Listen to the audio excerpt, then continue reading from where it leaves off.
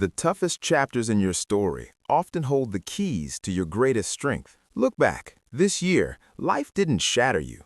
It unmasked you. The simple fact you're watching this, breathing, means one thing: your fight isn't over. We all begin with a quiet promise, a hope that this will be the year we finally transform. Yet, here we are. Ambitions left untouched, habits that slipped away, a better self that stayed just out of reach. And in the quiet, that whisper returns. It tells you that you fell short. But hear this now. Ending a year with power has zero to do with accolades, metrics, or certificates. It has everything to do with the state of your mind when you close the book. The mentality you lock in now becomes the one you open the next year with. Carrying shame or frustration forward makes next January feel heavy from day one. But closing with clear-eyed strength, even after missteps, lets you begin the next chapter agile, smarter, and ready. If you're willing to give me the next few minutes, I'll walk you through how to finish this year with undeniable mental fortitude, regardless of how it went. The most resilient conclusions often spring from the most difficult journeys. Stop keeping score. Here's a common error: treating the calendar like a tally sheet. Victories here, defeats there. But existence isn't a game with a final buzzer. There is no referee to announce your value. What we often label as failure is usually just evolution that hasn't finished its course. Ask yourself, did you gain any insight? Did a collapse force your eyes open to a reality you'd ignored? That isn't defeat. That is data. The only true failure is when you cease to learn, to ponder, to give a damn. And you're here, watching, which means you haven't ceased. You're still seeking. So before anything else, perform this mental rebrand.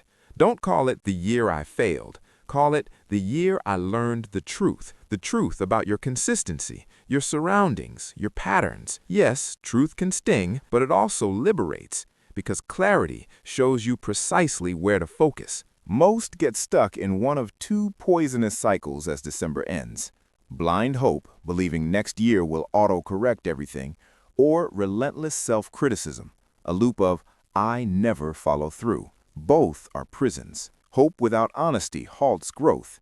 Hatred of self erodes your foundation. The resilient choose a different route: clear-eyed acknowledgement. They state, without added drama, "This is my current position. This is what occurred and what did not." No tales, no blaming. Acceptance is agency. You cannot alter what you won't acknowledge. So inquire, where did I shy away this year? When did I pick ease over evolution? Don't condemn the answers, just see them. Spotting the pattern is the first step to shattering it. You don't need a new calendar. Here's a blunt reality: the turning of the page isn't your core issue. Stalling doesn't happen because the stars weren't aligned. It happens because you attempt to construct a new reality while clinging to an old self. Same routines, same triggers, same reactions, and then wonder why nothing shifts. That isn't optimism, it's avoidance. So to truly end this year with mental and emotional muscle, don't just ask, "What's my next target?" Ask this more profound question: which version of me must I retire? Perhaps it's the person who delays until they feel ready, the person who bursts from the gate then vanishes, the person who analyzes every move but never makes one, or the person who retreats at the first sign of strain. Your identity dictates your outcomes. The mightiest way to seal this year isn't with a burst of inspiration, it's with a declaration, a decision about who you are no longer willing to be. Don't wait for Monday. Start in this moment. Grant yourself grace. You cannot advance while hauling a cartload of remorse. Guilt masquerades as duty, but it's a chain. It doesn't correct yesterday, it only taints tomorrow. Maybe you let hours slip by. Maybe you placed faith in the wrong places. You're human. Here's the rule: you do not get to sentence yourself to life in prison for a lesson you've already absorbed. That isn't maturity, it's self-destruction. Forgiveness isn't amnesia. It's accepting the price paid for that error, integrating the wisdom, and stepping forward not diminished, but wiser. So close this year by setting down that emotional weight, not because it doesn't matter, but because you matter enough to journey onward unburdened. End with evidence. This is where a lot of inspiration misses the mark. They urge big plans, vast visions, but a powerful finish isn't crafted from blueprints, it's built from proof. Before the clock strikes midnight, you don't require a total life overhaul. You don't need a monumental reboot. You need one single small victory that demonstrates something to you. Not to your social feed, not to your peers, to you. It could be 7 consecutive sunrises met, 1 complete book, 14 days of moving your body without fail, a decluttered room kept tidy, 5 minutes of nightly reflection, no exceptions.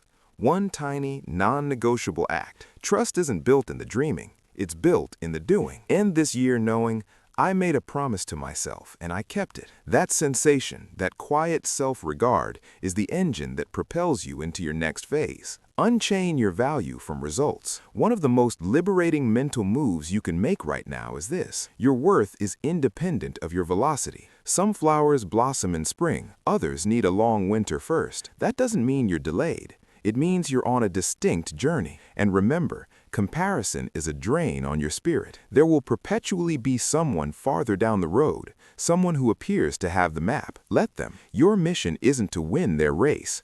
Your mission is to stay true to your own path. End this year by selecting self-honor over self-imposed pressure. Be diligent, be disciplined, but never use self-loathing as fuel. It will always backfire. How you conclude carries more weight than how you commenced. Anyone can launch with New Year's zeal and bright-eyed excitement. Very few cross the finish line with that same power. Mentally sturdy people grasp a crucial fact. Momentum lives in the mind. If you end the year feeling routed, cynical, and endlessly judging yourself, you don't get a magical cleanse at midnight. You drag that fog into January. But if you end it aware, composed, and steadfastly honest, you enter the new year planted, stable. That's why there's no need to sprint into the next thing.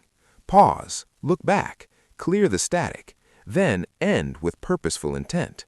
Because the mindset you finish with is the one you will start with. Your story isn't over because you're still turning the page. This year didn't break you, it was your training ground. You didn't fail because you're inadequate. You encountered obstacles because you were in the process of learning, and learning is chaotic, awkward, but essential. The fact you're here, still contemplating, still reaching, means your narrative continues. This year didn't write your definition. Your response to it will. So finish strong, not with forced cheer or crushing demands, but with integrity, focus, and that fundamental self-respect. Finally, if this resonated with you, don't just nod and move on. Take one single action today that your former self would have postponed. That is how you lock in a strong finish. If this added value to your day, please like this video. It genuinely helps the channel, Winds of Thought, reach others who need this message. Thank you for watching. Confidence is built from kept promises to yourself.